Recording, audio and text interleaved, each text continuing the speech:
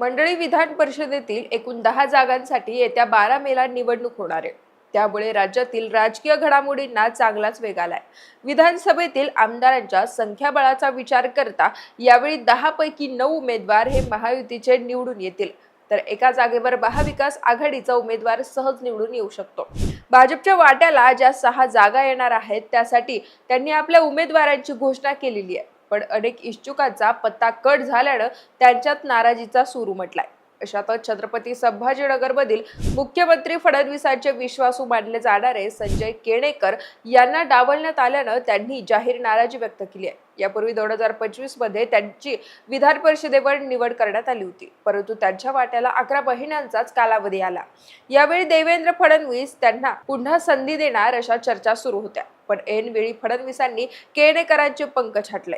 तर दुसरीकडे संभाजीनगरमधील ठाकरे गटाचे नेते आणि विधान परिषदेचे माजी विरोधी पक्ष नेते अंबादास दानवे यांना अपेक्षा नसतानाही विधान परिषदेची उमेदवारी जाहीर झाली आहे, कारण महाविकास आघाडीकडून उद्धव ठाकरे हेच उमेदवार असतील असं शेवटच्या क्षणापर्यंत मानलं जात होतं।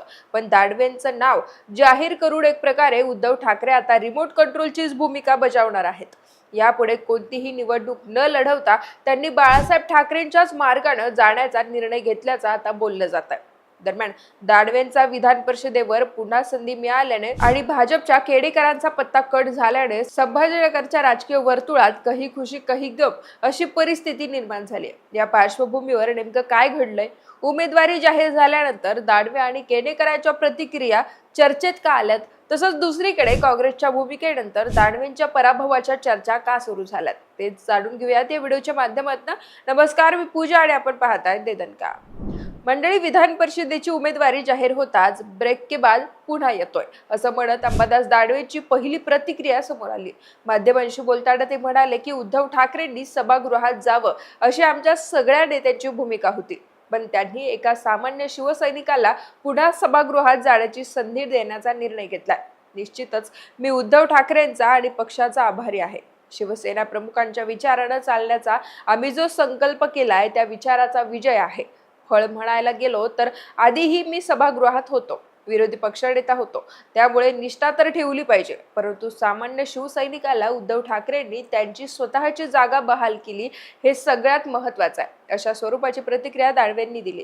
पण त्याच्या उमेदवारीमुळे पक्षातील आक्रमक महिला नेत्या सुषमा अंधारे या नाराज असल्याच्या चर्चा आहेत। तर दानवेंच्या उमेदवारीमुळे महाविकास आघाडीत देखील फूट पडल्याची शक्यता निर्माण झाली आहे, कारण ही उमेदवारी जाहीर करताना उद्धव सेनेनं आमच्याशी चर्चा केली नाही अशी नाराजी काँग्रेस विधिमंडळ पक्षनेते विजय वडेट्टीवार यांनी व्यक्त केली आहे। त्यामुळे काँग्रेस पक्ष आता त्याचा स्वतंत्र उमेदवार देण्याच्या तयारीत आहे। पण असं झाल्यास काय होईल, तर विधान परिषदेची निवडणूक जिंकण्यासाठी 29 मतांचा कोटा आहे आणि महाविकास आघाडीकडे उद्धव सेनेचे 20, काँग्रेसचे 16 आणि शरद पवार गटाचे 10 असे 46 विधानसभा आमदार आहेत। त्यामुळे महाविकास आघाडीचा एक उमेदवार सहज निवडून येऊ शकतो।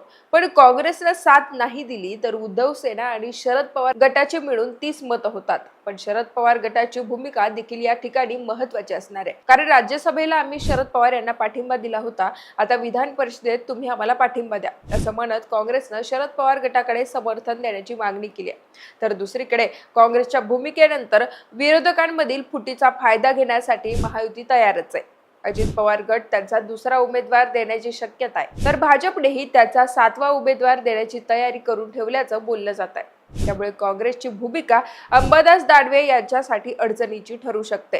पण अशाही परिस्थितीत आपण विधान परिषदेवर सहज निवडून जाऊ असा ठाम विश्वास दानवे यांना असल्याने त्यांच्या कार्यकर्त्यांमध्ये आनंदाचं वातावरण पाहायला मिळत आहे। तर दुसरीकडे संभाजीनगरातच विधान परिषद आमदार संजय केणेकर आणि त्यांच्या कार्यकर्त्यांमध्ये नाराजी पसरली आहे। केणेकर हे भाजपमध्ये मागील 35 वर्षांपासून कार्यरत असून छत्रपती संभाजीनगर महापालिकेत त्यांनी वयाच्या अवघ्या 23व्या वर्षी उपमहापौर पद भूषवलं होतं।